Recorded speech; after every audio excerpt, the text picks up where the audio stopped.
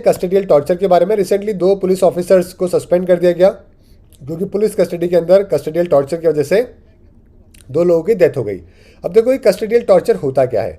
कई बार क्या होता है कि पुलिस की कस्टडी के अंदर कुछ लोगों को जो है, देखो वैसे तो क्या होता है कंपलसरी है, आपको मालूम है आर्टिकल 32 में अगर कभी भी कोई भी पुलिस वाला किसी को अरेस्ट करता है तो 24 घंटे के अंदर अंदर उसको जज के सामने पेश करना पड़ेगा, कंपलसरी है। ठीक है, आर्टिकल 32 हर्बेस कॉर्पस। ओके, इसी के लेकर ब्रिटिश के टाइम पे ये लॉ आ रखा था, ब्रिटिशर्स में, ब्रिटेन में भी है। तो गांधी जी ने रॉलेट एक्ट जब आया था जिसमें बोला गया था कि भाई ब्रिटिशर्स पुलिस को ये पावर दी गई थी ब्रिटिशर्स के द्वारा कि किसी को भी पकड़ के कितने दिन के लिए भी जेल में रख सकते हैं। तो गांधी जी ने क्या बोला था कि भाई, गांधी जी वकील आदमी थे, उन्होंने बोला कि भाई ये तो हनन है हर्बेस कॉर्पस का, आर्टिकल 32 का, तो ये तो नहीं चलेगा। तो उन्होंने दोस्तों मूवमेंट किया, उसके बाद में उसको हटवाया।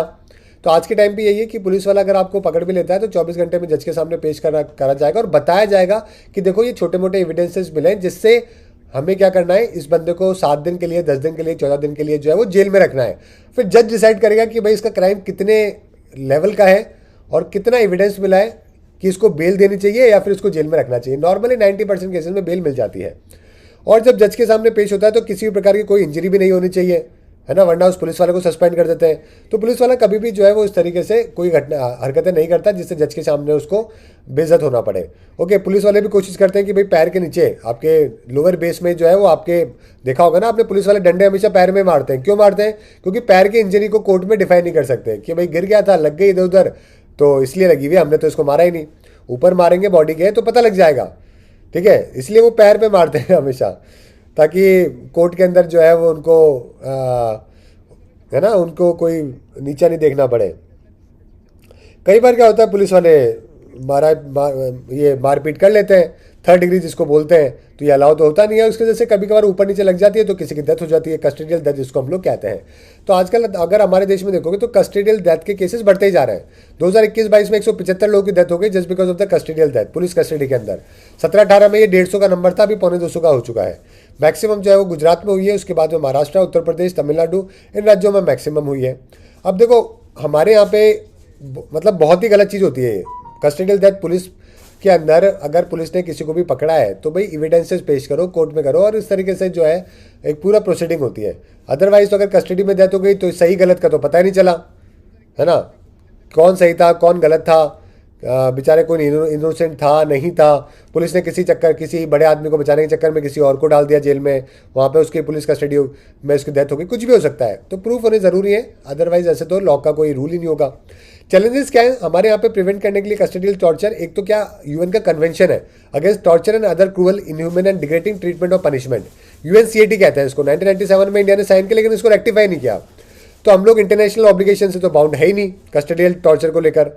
लीगल प्रोटेक्शन दोस्तों हमारे यहाँ पे दे रखी है वैसे तो, सेक्शन 24 है इंडियन एविडेंस एक्ट 1872 में आया था, जिसमें बोला गया है कि भाई पुलिस जो है वो कभी भी किसी को कितना भी मार पीट के उसके खुद के कन्फेशन करवा के उसको सजा नहीं दिलवा सकती। कोर्ट के अंदर आपके खुद के जो आपकी वो होती है ना कन्फेशन है, उससे सजा नहीं मिलती है। अगर आदमी बोलते हाँ मैंने मर्डर किया है, अरे इससे तोड़ना उसको सजा मिलेगी भाई, बोल दो, बोलने से तोड़ना होगा। आपको क्या करना पड़ेगा, पुलिस का काम है प्रूव करना पड़ेगा, एविडेंसेस इकट्ठे करने पड़ेंगे, फिर सरकारी जज क्या करेगा, उसको प्रूव करेगा, तब जाके जो है उसको सजा मिलेगी। समझ गए? पिक्चरों में दिखाया जाता है, टीवी सीरियल में दिखाया जाता है ना, आदमी ने खुद ने कन्फेस कर लिया सजा मिल गई, ऐसा नहीं होता। ठीक है, पुलिस को जो तनख्वाह मिल रही है वो एविडेंसेस को पता करने के लिए मिल रही है।